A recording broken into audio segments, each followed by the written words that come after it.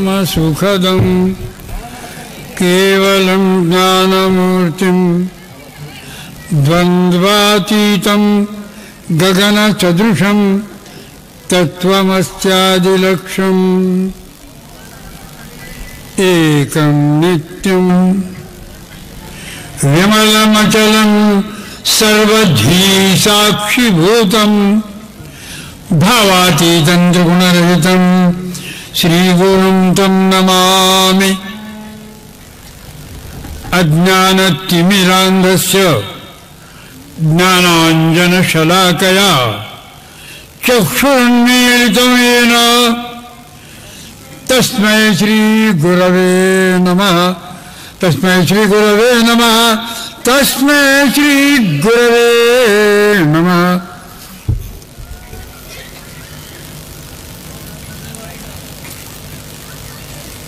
संसार ही भगवंताची अत्युत्कृष्ट कृती आहे, शिल्प आहे। हे विश्वशिल्प त्या शिल्पकारानं एकाच तत्वावर उभा केलेला आहे। या शिल्पाकरता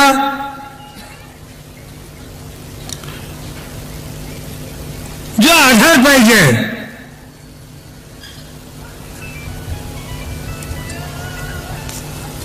ज्याच्यातून हे शिल्प साकार होणार आहे, ते आहे सद्रूप भगवंताचं।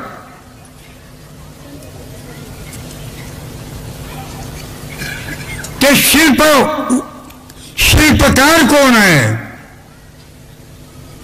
तो चिद्रूप भगवान शिव आहे।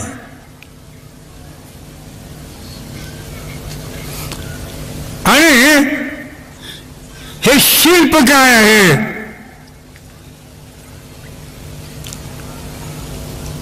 तेही आनंद रूप विश्व आहे।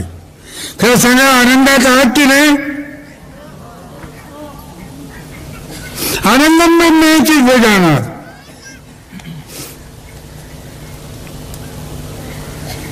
आनंदाशिवाय माणूस नाही, कोणताही प्राणी जगू शकत नाही।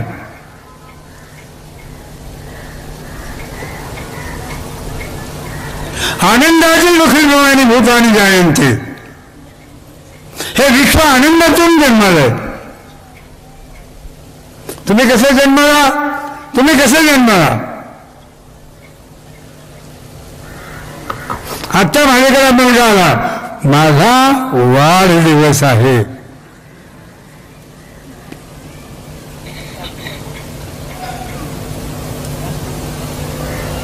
ते प्रकृतीचा विलोभनीय लोक आहे।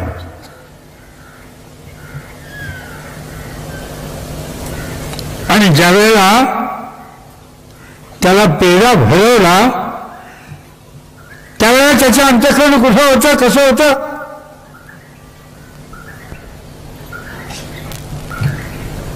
आनंदमय अभ्यासात तो आनंदमय आहे। त्याचं स्वरूप त्रैलोक्य संपदा लेख्य समुल्लेखन भित्तये सच्चिदानंद रूपाय शिवाय ब्रह्मणे नमः।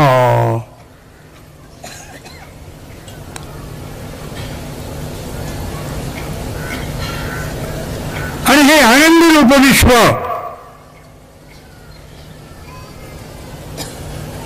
विश्वनियंत्या भगवंतानं, विश्व म्हणजे काय हो? विश्व म्हणजे काय?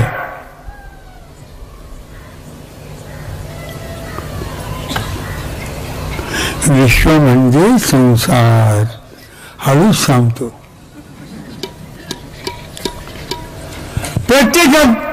प्रत्येकाचा संसार करतो ते विश्व आहे।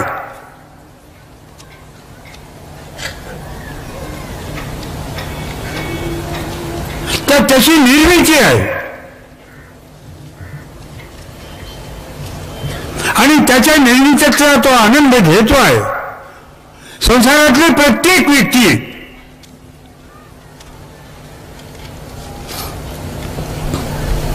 आनंदाची अनुभूती घेत आहे.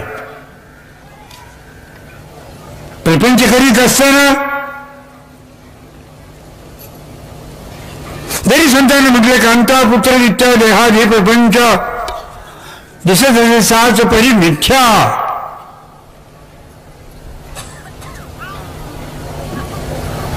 वास्तव रीतीनं पाहिलं असताना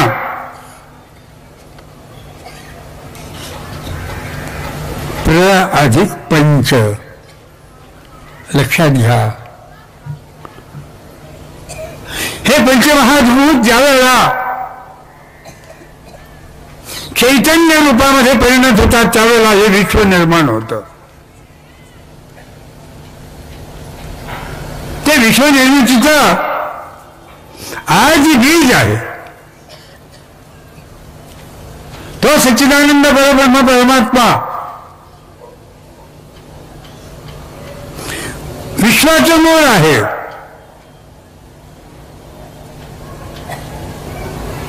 चतुर्वायुमानी भूतानि जायन्ते येन जातानि जीवन्ति.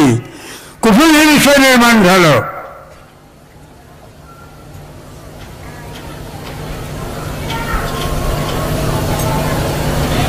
कुणी निर्माण केलं? मूळ याचं कोण? आजचं स्वरूप काय आहे या विश्वाचं आणि शेवटी काय होणार आहे?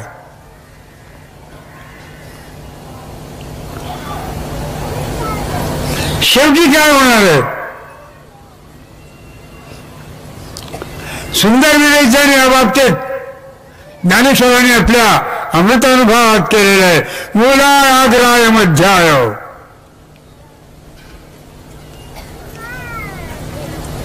मध्यमूलाग्रमूर्तये क्षीणाग्रमूल मध्याय नमः पूर्णाय शंभवे. मूलही तोच आहे.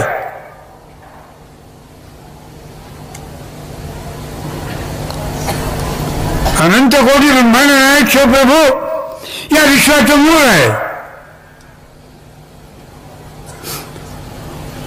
आत्मशक्ती विकासेनं शिव विश्वात्मना स्थितः.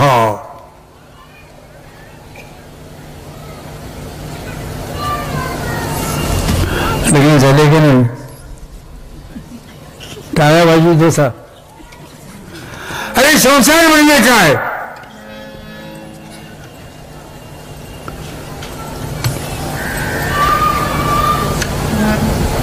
या संसाराचं मूळ कोण?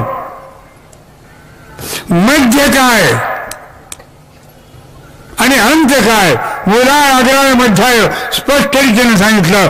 तो सच्चिदानंद घन परब्रह्म परमात्मा आपल्या आत्मशक्तीच्या विकासानं विश्व झाला. चष्मा लावतो जरा, बघतो तुमच्याकडे कुणीकडे हो. जागे वगैरे आता तुम्हाला मी विचारतो, संसार कोणाचा? चालेल की नाही लग्न? हा, संसार आमचा का तुमचा? हा, संसार म्हणजे शिव आणि शक्ती याचा समावेश म्हणजे संसार आहे. तो विश्वसंसार आहे. विश्वात्मकाचा विश्वसंसार आहे तो. यांना काय म्हणतात? माया. बरोबर? याला काय म्हणतात? ब्रह्म. माया आणि ब्रह्म ज्यावेळेला एकत्रित येतं तेव्हा जग जन्मार होतं. बरोबर आहे? माया आणि ब्रह्म हे ज्यावेळेला एकत्रित येतात त्यावेळेला विश्व निर्माण होतं. किती पोरं आहेत? ते विश्व आहे तुमचं. आहेत का 2-4? नाही, 2-4 हो म्हटल्याबरोबर शासन तुमचं कट करत, पगार कर, हम दो हमारे दो. आता ते हम दो हमारे दो गेलं, हम दो हमारा एक. आता आली भानगड. पोरं सगळे पोरच झाले, पुढे काय व्हायचं? हे विश्वाचं विश्व नियंत्रण एवढं सुंदर आहे.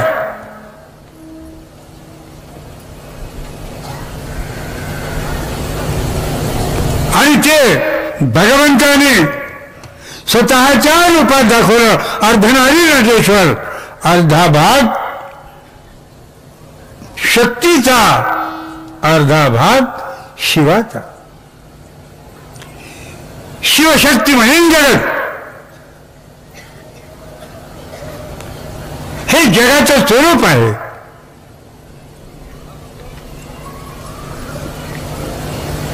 खरं सांगू,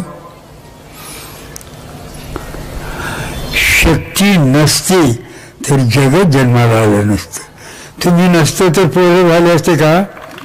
तुम्ही काय केलं असतं? आणि शक्ती नसती तर विश्व जन्माला आलेलं नसतं. ती सच्चिदानंद रूपिणी आहे. यामाहु सर्व लोकानां, यामाहु सर्व लोकानां प्रकृतिं शास्त्रपारगाः तां धर्मचारिणीं शंभो.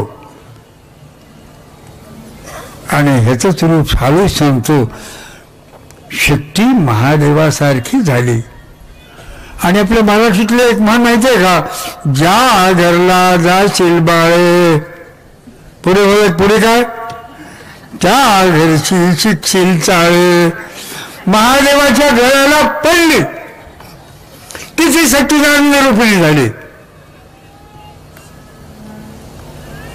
तिचं अस्तित्व, त्या महाशक्तीचं अस्तित्व कुंडलिनीच्या रूपात आहे. भगवंताची ती महाशक्ती कुंडलिनीच्या रूपात आहे. योग साधनेचं ते उत्कृष्ट साधन आहे. त्या शक्तीच्या बळावरच योग, शिवयोगाची साधना त्या शक्तीच्या बळावरच आहे. ती शक्ती सच्चिदानंद रूपिणी आहे. त्या सच्चिदानंद रूपामध्ये एक अद्वैत तत्व आहे.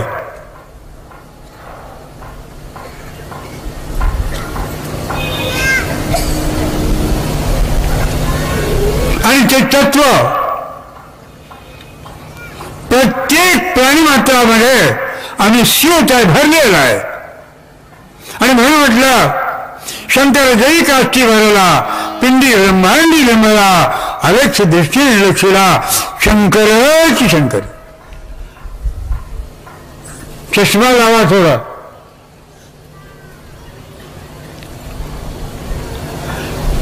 शंकराला पाहायचं झालं तर दृष्टी वेगळी लागते. काचेचा चष्मा चालत नाही तिथं. तिथं पाहिजे श्रद्धेचा चष्मा, श्रद्धात्मक दृष्टी.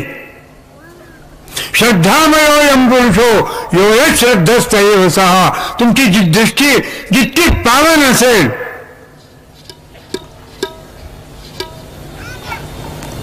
जितकी मंगलमय असेल, जितकी अंतर्मुख असेल, तितकं त्या मंगलमय प्रभूचा स्वरूप त्या डोळ्याने दिसतं. श्रद्धेच्या डोळ्याने बघायचंय, भक्तीच्या डोळ्याने बघायचंय. तो एक आहे. एकम च विप्रा बहुधा वदंती. तो सच्चिदानंद एक रूप आहे. तुम्हाला संसार करण्याकरता दिला नाही. तुम्हालाही सांगायला लागलो, तुमचं लग्न संसार करण्याकरता झालेलं नाही, तुमचं लग्न झालेलं आहे शिव शक्ती यांच्या समावेशाकरता झालेलं आहे. आम्ही त्याच्याला विसरून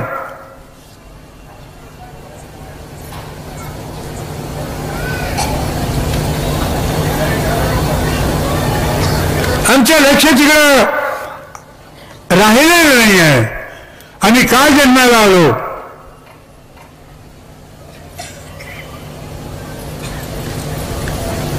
तुम्ही का जन्माला आलात,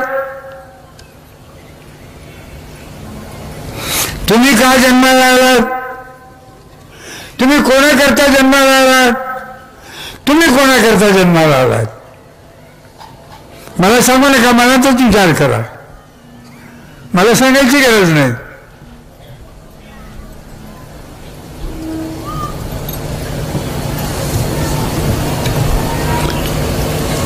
स्त्री पुरुषाकरता जन्माला आलेली, पत्नी करता तुम्ही जन्माला आलात, पती करता तुम्ही जन्माला आलात, स्वतः करता अजिबातच नाही.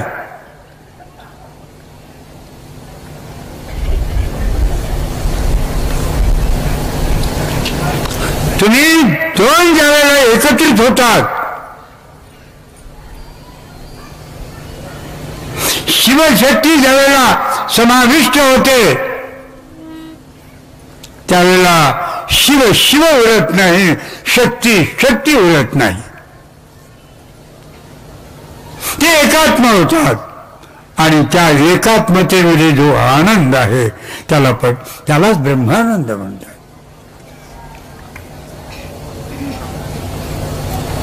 ते गेलं कुणीकडे ते विसरून. आता काय होईल आले सांगतो तुम्हाला. तुमचे बाप पोरं खरेदी करू लागले, करू लागलेत की नाही खरं. काय किंमत आहे तुझ्या पोराची, ते म्हणजे 10 लाख. बरं 10 लाख घे. पोरं खरेदी करू लागले. त्याला फार गोडेच नाव दिलेले, काय, हुंडा. आणि ज्याला मिळवता येत नाही तेच मागतो भिकारी. हुंडा एवढा द्या, तेवढा द्या. त्याला बायको सांभाळता येत नाही, स्वतःचं जीवन बायकोच्या पैशावर जगणारी माणसं, ती माणसं आहेत का तिथे.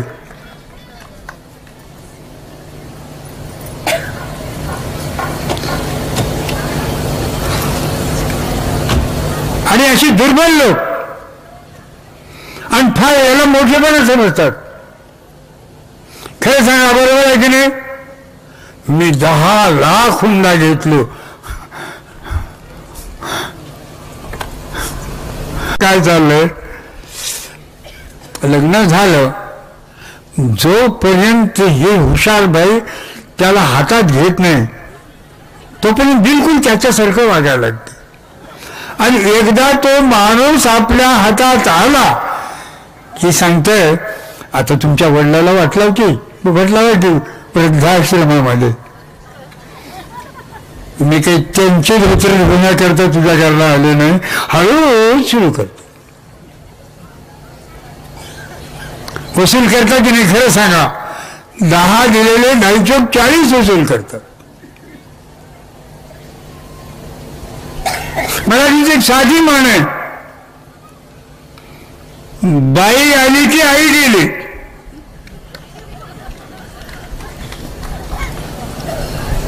आणि म्हणून मला सांगायची तुम्हाला, प्रपंच नाही, प्रपंच परमार्थ आहे. परमार्थ म्हणून प्रपंच करा. बघा तुम्हाला कुठं उन्हात पडणार नाही. कोठे पडू नये जी उणे, जाणे अंतरीच्या खुणे. इतक्या वाईट प्रथा या हिंदू समाजामध्ये, एवढ्या वाईट प्रथा जन्माला आल्या आहेत.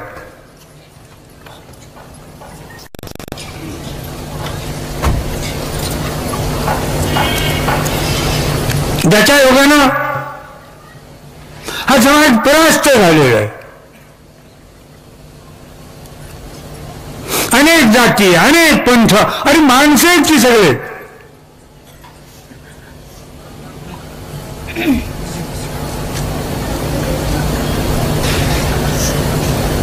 अनेक विचार आणि वास्तवापासून आम्ही फार दूर चाललो. भारतीय चारित्र्य आहे, त्या चारित्र्यापासून आम्ही फार दूर चाललो. एतत् देशप्रसूताच्च सकाशात् अग्रजन्मनः संसं चरित्रं शिक्षेयन् पृथिव्यां सर्वमानवाः. चारित्र्य काय आहे?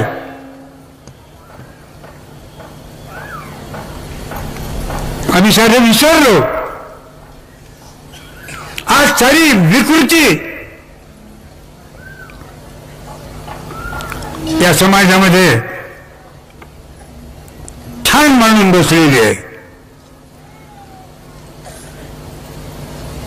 बापाच्या सुखाकरता भीष्मानं प्रतिज्ञा केली, मी लग्न करून देणार नाही. तुम्ही बापाकरता काय केलं?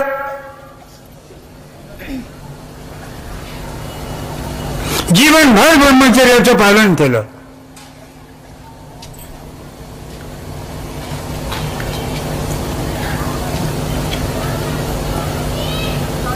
आई करता सर्वस्व समर्पण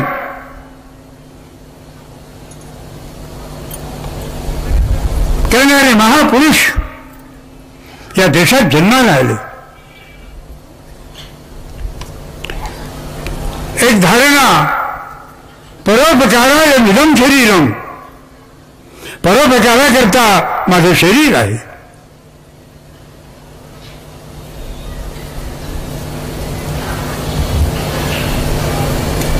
आज परोपकाराकरता शरीर नाही, हा माणूस आज आत्मकेंद्रित झालेला आहे.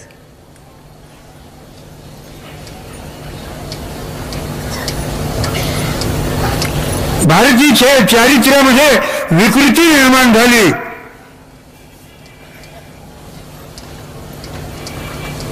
परंपरा विकृत झाली.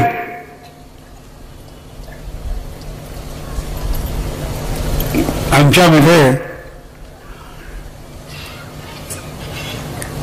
स्वार्थी वृत्ती पराकोटीला गेली. आम्ही पाहतोय सामाजिक कार्य, धार्मिक कार्य, प्रत्येक कार्यामध्ये प्रत्येक माणसाची अपेक्षा असते, मला काय मिळते, काय मिळवण्याकरता तुम्ही आलात. जे मिळवायचे तिकडे बघा.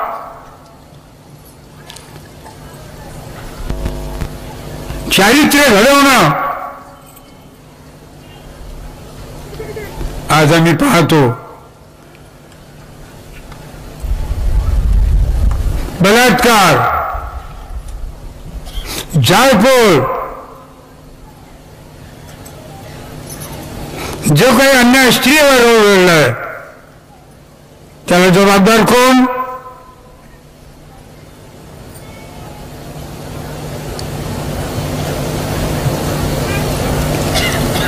याचा विचार आम्ही काय करतो?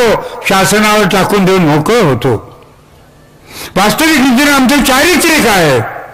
मात्रवत परदारेषु परद्रव्येषु लोष्टवत, परस्त्री आणि परधन ज्याशी बनावं नेण्याचं पूर्ण, अशी ही भारताची परंपरा आहे.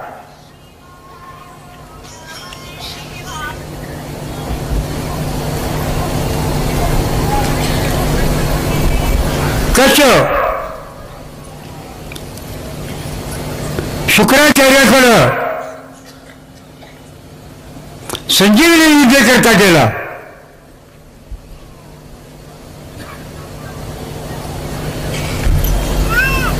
संजीवनी विद्या मिळवली देवयानीच्या बळावर.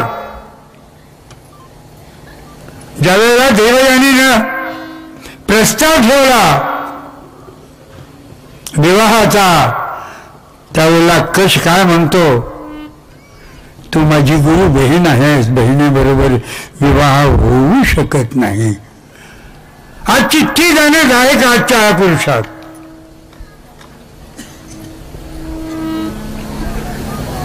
कधी नाही, एवढी नितांत गरज आहे चारित्र्य संपादनाची.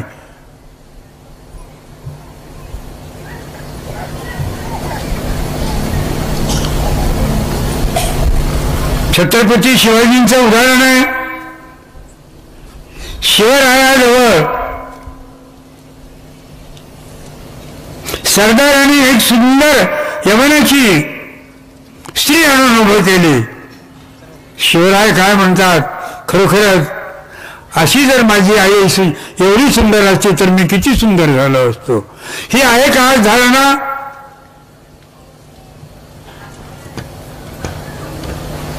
आज नितांत गरज आहे या गोष्टीची. चारित्र्य संपादन. आम्ही म्हणतो भजन करा, खूप करा, मुख में राम बगल में छुरी.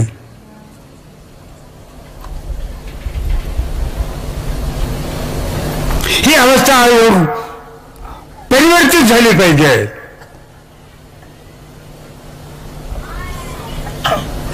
आमच्या अंतःकरणात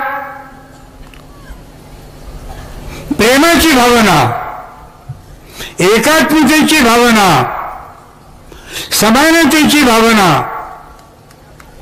निर्माण करणं नितांत गरजेचं आहे.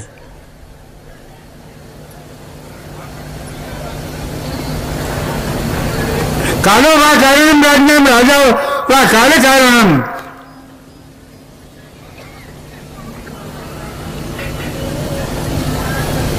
कालाचं परिवर्तन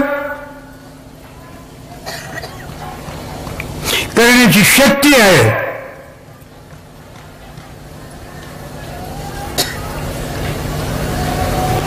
आणि कालाला अनुसरून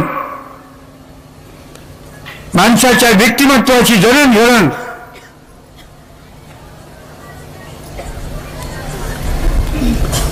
आपल्या संस्काराच्या माध्यमातून आम्ही करत आलेलो आहोत. आणि ती परंपरा अक्षुण्ण रीतीनं चालू ठेवणं नितांत गरजेचं आहे. भक्तीच्या माध्यमातून भगवंताचा साक्षात्कार हा एकात्म दृष्टीनं ते ध्यान योगानुगता अपेक्षण देवात्मशक्तीं सुगुणे गुणाम. त्या आत्मशक्तीचा साक्षात्कार प्रपंचाच्या माध्यमातून करता येतो, पण त्याच्याकरता आपला प्रपंच चारित्र्य संपन्न झाला पाहिजे. सर्वात महत्वाची बाब आहे. आमचं जीवन सोज्वळ झालं पाहिजे.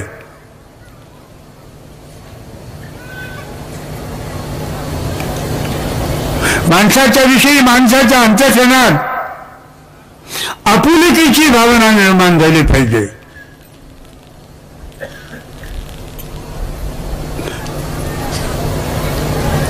आणि हा प्रयत्न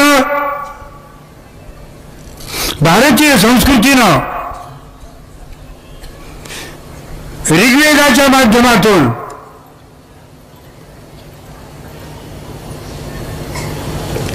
उपनिषदांच्या माध्यमातून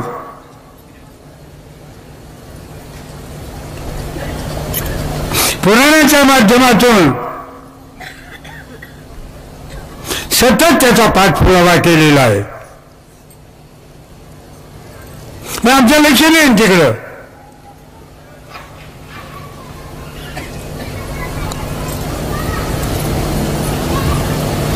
जे भारतीय आर्ष वाङ्मय आहे, संत वाङ्मय आहे,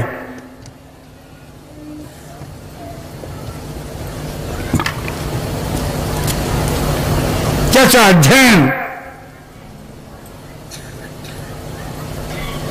त्याचा अभ्यास तर दूरच. पण मी तुम्हाला विचारतो, वेदाची पुस्तकं तरी तुम्ही बघितलेत का?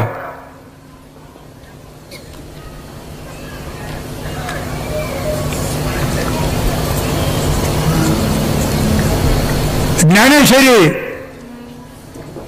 परमरहस्य ग्रंथ, संतांचं वाङ्मय किती लोकांनी अभ्यास केलेला आहे.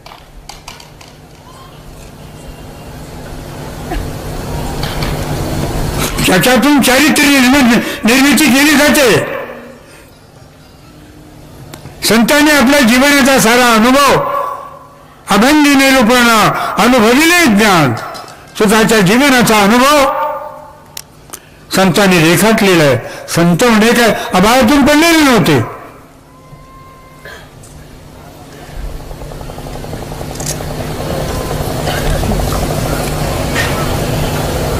भगवंताची भक्ती करायची तर अगोदर आम्ही निर्मळ झालं पाहिजे, स्वच्छ झालं पाहिजे. जहा काम तहा राम नाही आहे. ज्या ठिकाणी चित्त विषयासक्त झालेलं आहे त्या ठिकाणी भगवंत येऊ शकत नाही. आणि म्हणून आपलं दैनंदिन जीवन, आपलं दैनंदिन जीवन निर्मळ झालं पाहिजे.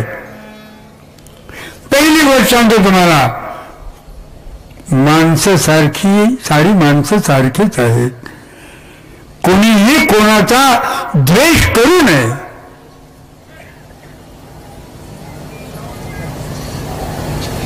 हे तत्व ज्यावेळेला तुम्ही आपल्या अंतःकरणात धारण करून त्याप्रमाणे वागू लागाल त्यावेळेला तुमच्या जीवनाची एक पैलू अत्यंत पावन अशी होते. आणि म्हणून प्रयत्न करा, अद्वेष्टा सर्वभूतानां, कोणाचाही द्वेष करू नका. माणूस द्वेष का करतो? इतराचा द्वेष माणूस का करतो? ज्या वेळेला त्याचा स्वार्थ येतो पुढे, स्वार्थाला अडवणाऱ्या माणसाचा द्वेष निश्चितपणे तो करतो. आणि म्हणून मला हे म्हणायचंय, स्वार्थ हा असावा पण मर्यादित. ज्या स्वार्थामुळं इतरांचं काहीही नुकसान होणार नाही, हानी होणार नाही, अशा प्रकारचा स्वार्थ योग्य आहे. पण ज्यावेळेला स्वार्थ विकृत होतो, माणसाच्या अपेक्षा वाढायला लागतात, त्यावेळेला त्याच्या मनामध्ये विकृती निर्माण होते आणि मग तो दुसऱ्याचा द्वेष करू लागतो. एकाचा द्वेष दुसऱ्याला आणखी लागतो. हे संक्रामक रोग आहे. राग, द्वेष, लोभ, मोह हे संक्रामक रोग आहेत आणि हे मानसिक रोग आहेत. आणि त्याच्या योगानं आत्मा मलिन होतो.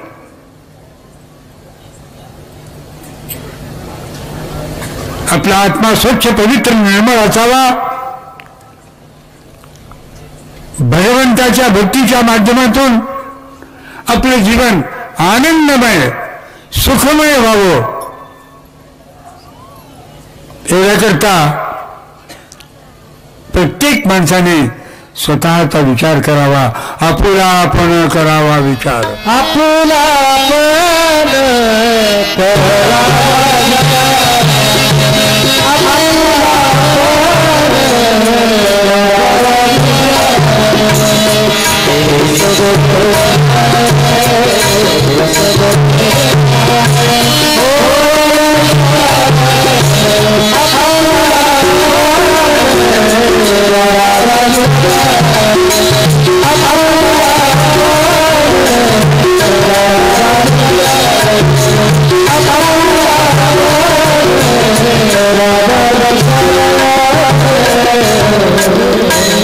प्रत्येकाने स्वतःचा विचार करावा.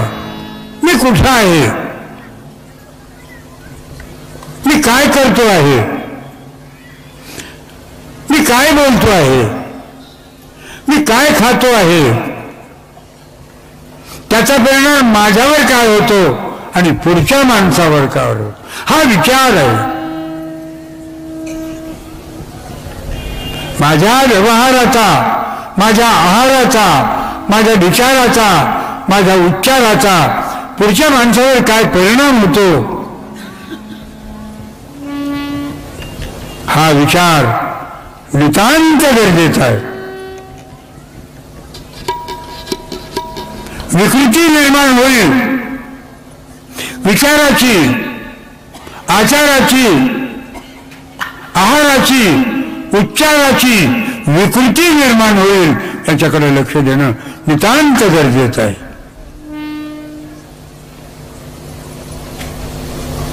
माणूस घडवला जातो,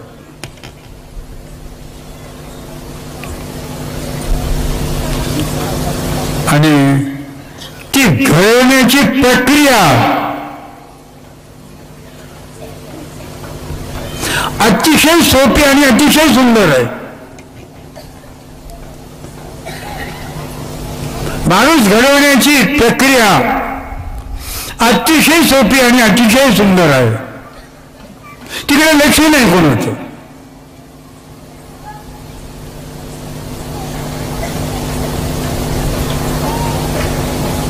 ते नितांत गरजेचं आहे. बाळ ज्यावेळेला जन्माला येतं ते निरागस असतं.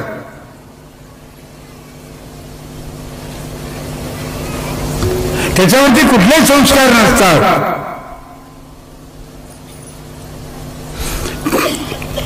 त्याच्यावरचे संस्कार करणं नितांत गरजेचं आहे. हळूहळू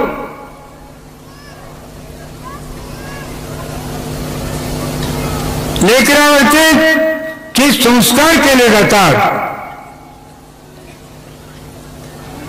त्या संस्काराच्या माध्यमातून येणाऱ्या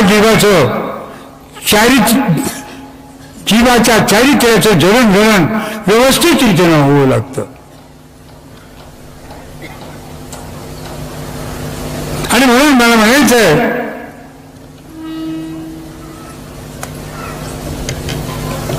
आईचं कर्तव्य आहे मात्र देवो हो. बाप मुलं गरमीत नाही. संतती घडवण्याचं काम मात्र देवतेच आहे.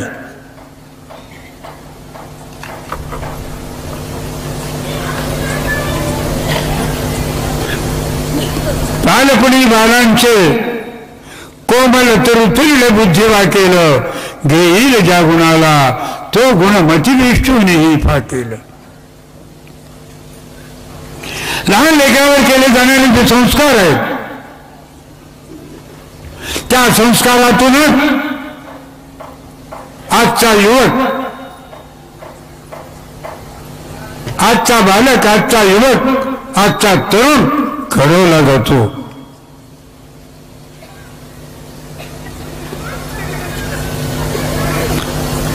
आणि या तरुणांच्या माध्यमातूनच समाजाची रचना केली जाते. समाजाचा समूह म्हणजेच राष्ट्र आहे. अर्थात राष्ट्राची जडणघडण मात्र देवतेवर अवलंबून आहे.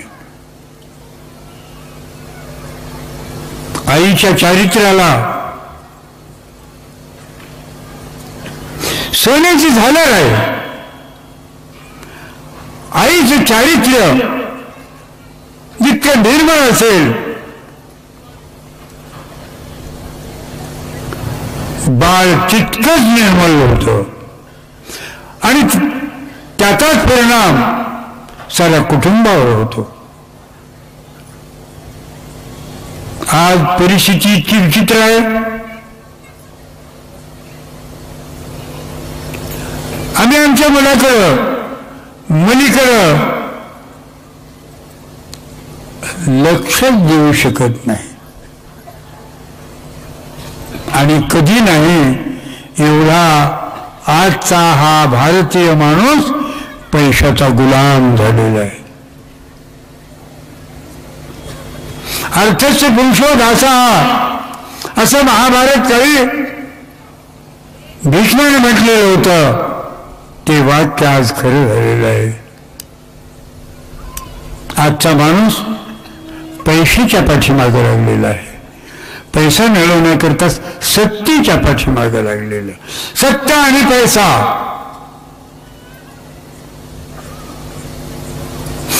या दोन्हीच्या पाठीमागे लागल्यामुळं तो सत्वाला विसरून गेलेला आहे.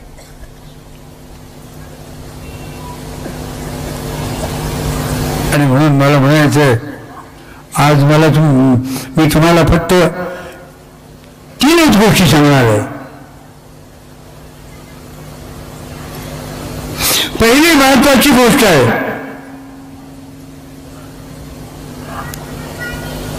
स्वतःकडे पहा.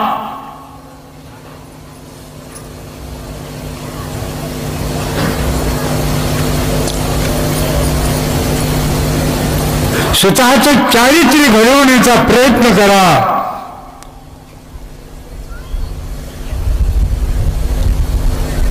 आपल्या जीवनामध्ये आलेली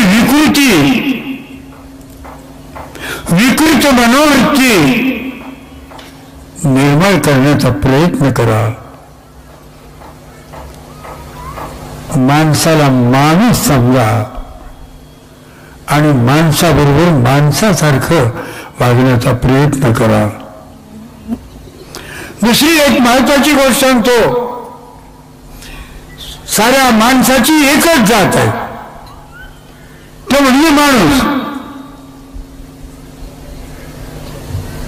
हे जाती जातीचे कोळवळे माणसाला माणसापासून दूर घेऊन चाललेले आहेत. मी नेहमी सांगत आलो, समुद्र मंथनातून 14 रत्नाबरोबर विषयी निघालं, तसं लोकशाहीच्या मंथनातून अनेक चांगल्या गोष्टी निघाल्या, त्याबरोबर जातीयवादाचं विषयी निर्माण झालं. आणि आज इतकी विकृती झालेली आहे.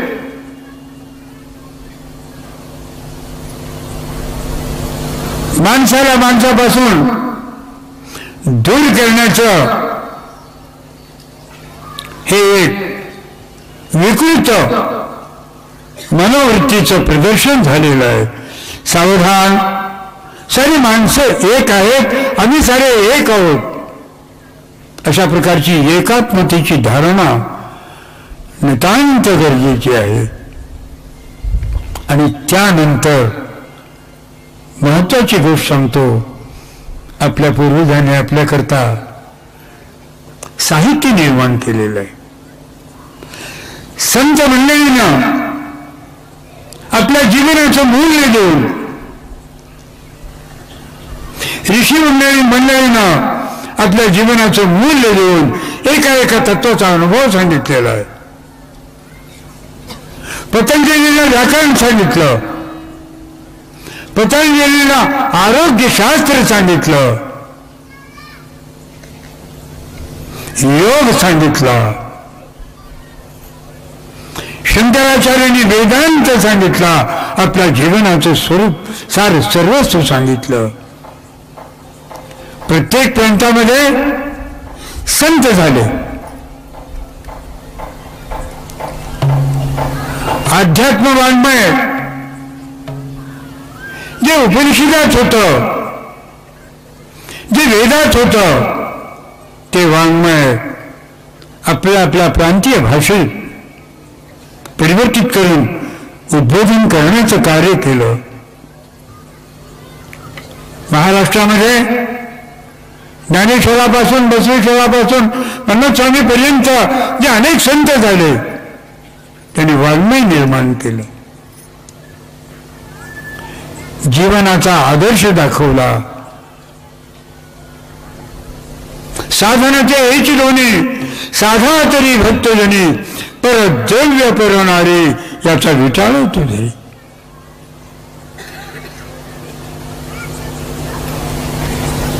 अशा प्रकारचं सुंदर उद्बोधन अभंगाच्या माध्यमातून केलं. त्याच्याकडे लक्ष द्या. आपोआपच अध्यात्म संतवाङ्मय जर तुम्ही पाहू लागलात तर निश्चितपणे मी सांगेन तुम्हाला की तुमच्या आचार विचार उच्चार आणि व्यवहाराचं परिवर्तन झाल्याशिवाय राहणार नाही. अधिकात अधिक वेळ प्रपंचाला द्या. त्याबद्दल मला काही म्हणायचं नाही. प्रपंच करावा नेटका, परमार्थ पहावा विवेका.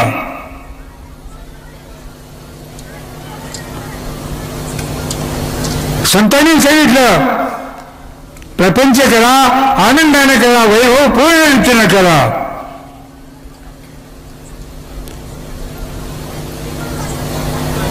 नीतिमत्तेने युक्त असा प्रपंच करा आणि परमार्थ जो आहे त्याचा विचार करा. परमार्थ पहावा विवेका. ती विचाराची बाब आहे. विचारानं आचाराचं परिवर्तन होतं आणि ते आचार कसे असावेत याचं विवेचन संतांच्या अक्षर वाङ्मयामधून आहे. आणि सांगतो, अनेक प्रवचनकार्य म्हणून सांगतात, तुम्ही ऐकता आणि कहाँ गए थे कहीं नहीं, क्या लाया कुछ भी नहीं. सिकंदर जब गया दुनिया से दोनों हाथ खाली थी. ही अवस्था होते. आणि म्हणून मला म्हणायचंय भजन कीर्तन प्रवचन सत्संग हे तात्कालिक आहे.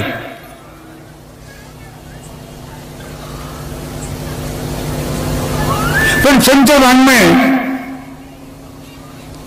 हे सातत्यानं चालणार आहे. मी नेहमी म्हणत आलो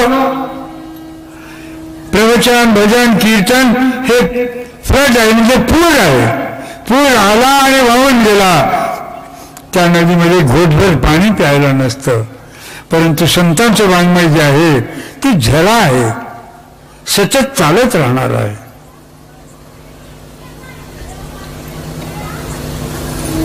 आणि म्हणून मला सांगायचं थोडं संत वाङ्मयाकडे लक्ष द्या. स्वतःला सावरा. खासकर फार मोठ्या मोठ्या माणसांना सांगतो,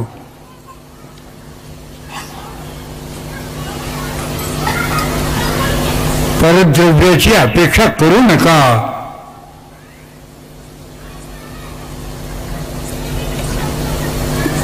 आज हुंड्याच्या नावावर जे काही चाललंय, हुंडाबळीच्या नावावर जे काही चाललेलं आहे, हे समाजाच्या विकृत मनोवृत्तीचं प्रदर्शन आहे.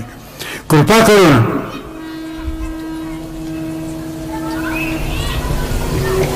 स्वतःकडे बघा.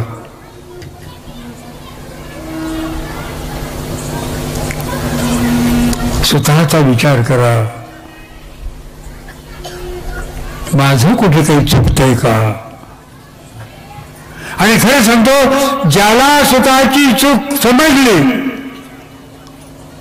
तो संत.